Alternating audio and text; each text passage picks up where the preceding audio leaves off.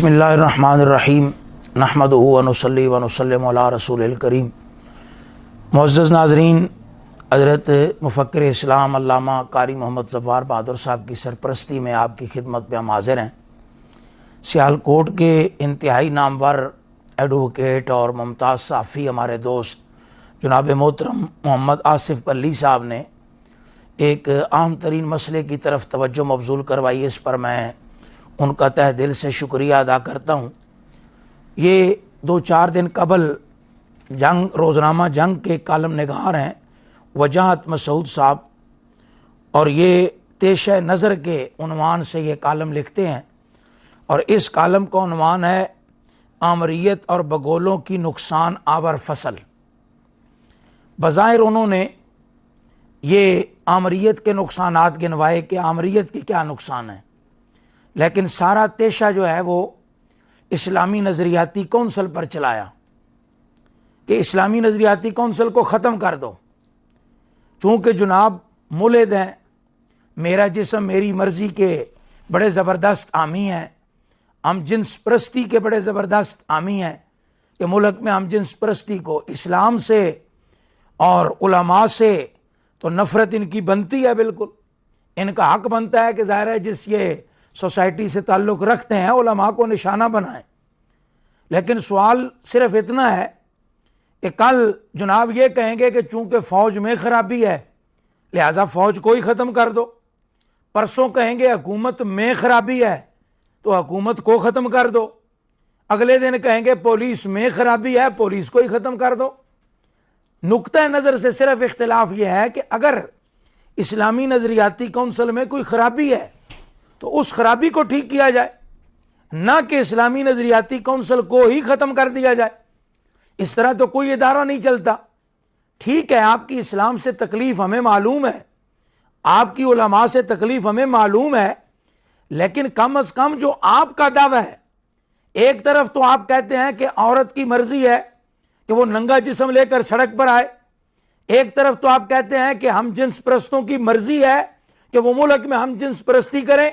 लेकिन यही कानून जब मस्जिद पे अप्लाई करना होता है कि मस्जिद वालों की मर्जी है वो मस्जिद में नमाज पढ़ें, यही कानून जब उलमा पे लागू करना होता है कि उलमा की मर्जी है वो पगड़ी पहने, उलमा की मर्जी है वो दाढ़ी रखे, तो आपको मिर्चें लगती हैं, आपको तकलीफ होती है, आपके पेट में मरोड़ उठते हैं।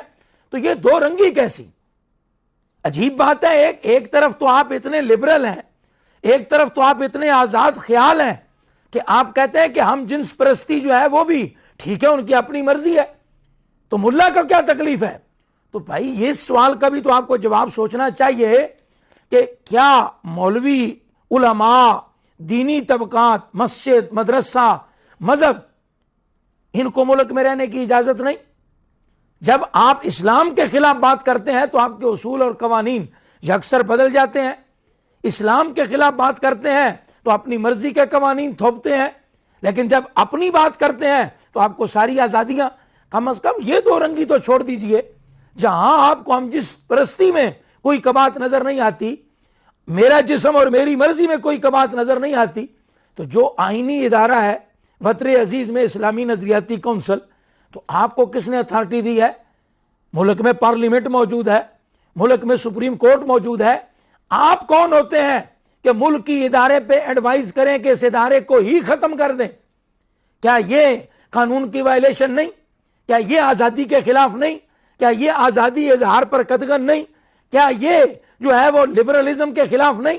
अजीब बात है कि जब आपका कोई बंदा है उसको सजाए मौत हो तो सजाए मौत आज़ादी इजहार के खिलाफ है, सजाए मौत रोशन ख्याली के खिलाफ है, लेकिन जब वही सजा किसी मौलवी को दी जाए, किसी गाजी को दी जाए, किसी खतवे नबूवत के मुहाफिज को दी जाए, किसी नामूस रिसालत के मुजाहिद को दी जाए, तो आप कहते हैं जी बिल्कुल ये ठीक किया है। भाई एक ही सजा पर आपका दोहरा मेयार क्यों, एक ही बात पर आपके डबल स्टैंडर्ड क्यों। तो इसका मतलब ये हुआ कि सिर्फ मैं कौम को यह बताना चाहता हूं कि इनका मसला ये नहीं है कि फलां इदारे में गड़बड़ है, इनका मसला ये नहीं है कि फलां इदारे में करप्शन है, इनका मसला ये नहीं है कि फलां, हाँ जिस इदारे के साथ इस्लाम का लफ्ज़ आएगा वहां इनको खामखा की तकलीफ शुरू हो जाएगी। जिस बंदे के साथ लफ्ज़ आलिम या मौलवी लग जाएगा, हाफिज लग जाएगा, وہاں لبرلز کو خواہ مخواہ کی تکلیف شروع ہو جائے گی۔ تو وجاہت مسعود صاحب کی اس تکلیف کا ہمارے پاس بہرحال کوئی ازالے کی کوئی ایسی بات تو نہیں ہے کہ ہم ان کی اس تکلیف کو دور کر سکیں۔ تو یہ تو کم از کم ابھی تو اس ملک میں اسلامی اقدار بھی محفوظ ہے، اسلامی تعلیمات بھی الحمدللہ علماء اس کے لیے جدوجہد کر رہے ہیں، یہ محفوظ ہے۔ تو یہ صرف پورے کالم میں اتنی تکلیف ہوئی کہ اسلامی نظریاتی کونسل نے مرزا جیلمی کے خلاف کیوں رائے دی۔ یعنی کوئی بندہ امام الانبیاء صلی اللہ تعالیٰ علیہ وسلم کی توہین کرے تو لبرلز کا مطلب ہے کہ پورا ملک خاموش رہے۔ کوئی بندہ انبیاء کرام کی توہین کرے تو لبرلز کہتے ہیں خاموش رہے۔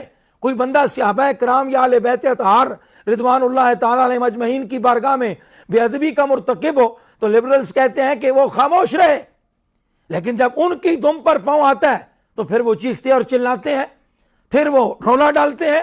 تو اس طرح کی بات نہیں ہے، یہ اسلامی ملک ہے، اور اس کالم پہ ان حرکتوں پہ پیمرا کو بھی نوٹس لینا چاہیے۔ پیمرا کہاں سو گیا ہے؟ پیمرا کی کیا ذمہ داری ہے کہ ایک آئینی ادارے کے جس کا اسلامی نظریاتی کونسل کا چیئرمین وزیر اعظم کی ایڈوائس پر منتخب ہوتا ہے، تو یہ وزیر اعظم پر حملہ ہے وجاہت مسعود کا، اسلامی نظریاتی کونسل کے چیئرمین پر حملہ نہیں، یہ سپریم کورٹ پر حملہ ہے۔ تو پیمرا کہاں سویا ہوا ہے؟ ہم متنبہ کر رہے ہیں کہ اس طرح کے کالم لکھ کے اشتعال انگیزی کو ہوا دینا، اس طرح کے مظاہر میں ملک میں، تو ملک بد امنی کا متحمل نہیں ہے، ملک میں اشتعال انگیزی کی کوئی گنجائش نہیں ہے۔ ملک میں وطن عزیز میں امن اسی صورت میں قائم رہے گا کہ جب اسلامی اقدار کا تحفظ ہوگا، اسلامی تعلیمات کو بلند کیا جائے گا، اور اسلامی جمہوریہ پاکستان کو اسلامی فلاحی ریاست بنایا۔ بسم اللہ الرحمن الرحیم۔ حضرت قبلہ مفتی صاحب کافی دنوں بعد ہمارے پاس تشریف لائے ہیں۔ اللہ تعالیٰ ان کی حفاظت فرمائے، ان کے علم و عمل میں اضافہ فرمائے۔ جس مسئلے پہ انہوں نے گفتگو فرمائی ہے یہ بڑا اہم مسئلہ ہے، اور پاکستان کا سیکولر طبقہ جو ہے وہ اس کو جس طرح مفتی صاحب فرما رہے تھے، اس کو اسلام کا لفظ اچھا نہیں لگتا۔ جہاں بھی یہ اسلام لگا ہوگا ان کو تکلیف ہوگی، اور جتنا زیادہ اسلام کا نام آئے گا ان کی تکلیف میں اضافہ ہوتا جائے گا۔ ان کا دعویٰ ہے یہ ڈاکٹر ہیں یا پروفیسر ہیں، تو میں ان سے سوال کرتا ہوں، اگر کوئی تھوڑی سی بھی، ویسے تو جو بندہ اس بے حیائی تک پہنچ گیا ہے کہ ہم جنس پرستی کا بھی حامی ہے، میرا جسم میری مرضی کا حامی ہے، اس سے یہ امید تو نہیں، لیکن اگر تھوڑی سی بھی شرم ہے تو صرف یہ بتا دیں کہ پاکستان بنتے وقت نعرہ کیا لگ رہا تھا۔ پاکستان بنتے وقت ہمارے رہنمایان قوم نے کیا نعرہ دیا تھا قوم کو، اور قوم نے کس نعرے پہ پاکستان کا ساتھ دیا تھا؟ ایک ہی نعرہ تھا، پاکستان کا مطلب کیا، لا الہ الا اللہ محمد الرسول اللہ صلی اللہ علیہ وسلم۔ ہونا تو یہ چاہیے تھا کہ پاکستان بنتے ہی یہاں اسلام نافذ ہو جاتا۔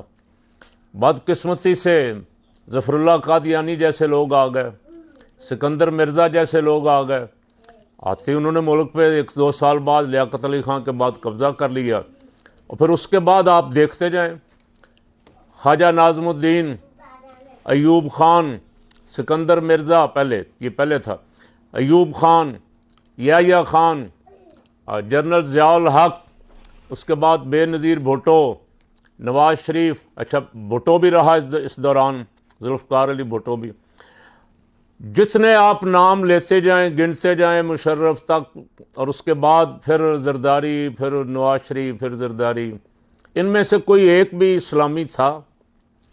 تمہارا گلہ اسلام والوں پہ تو تب بنتا ہے کہ اگر کوئی 2, 4, 10 سال اسلام پسندوں نے، اسلام کے نام لیواؤں نے حکومت کی ہو، اور انہوں نے ملک کو آگے لے جانے کی بجائے پیچھے دھکیل دیا ہو، پھر تو آپ کا گلہ بنتا ہے۔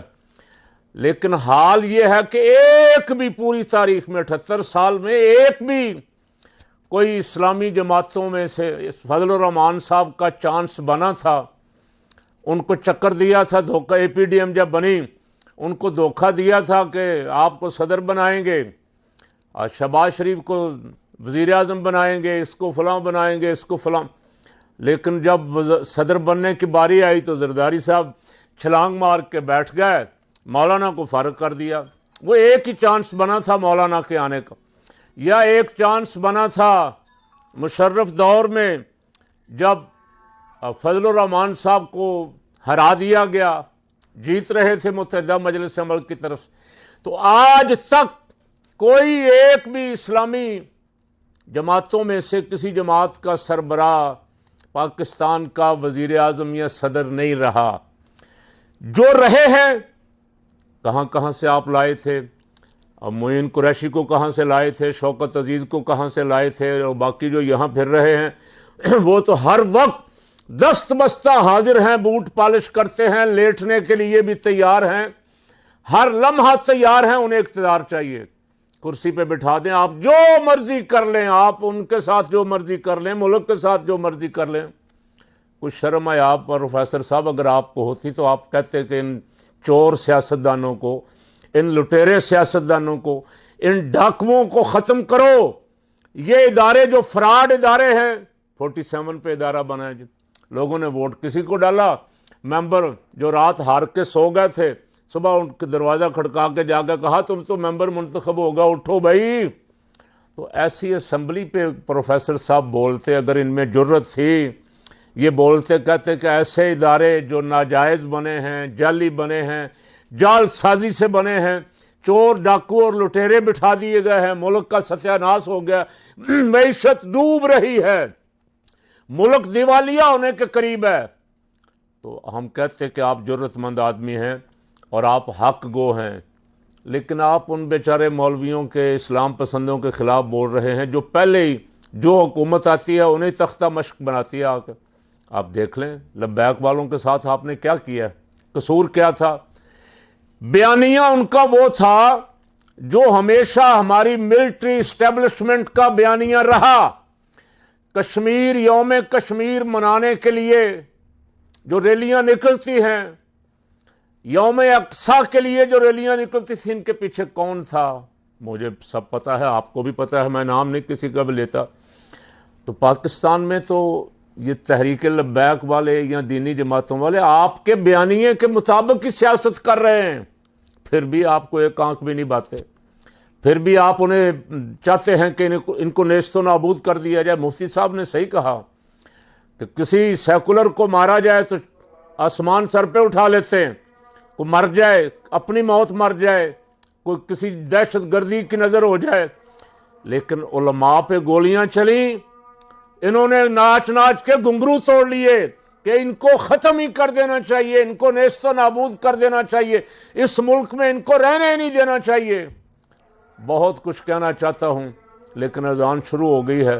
باقی ادھار سے ہی اللہ تعالیٰ ایسے بیوقوفوں کو, ایسے ملک دشمنوں کو, ایسے دین دشمنوں کو ہدایت نصیب فرمائے اور پاکستان کو ان سے نجات عطا فرما دے.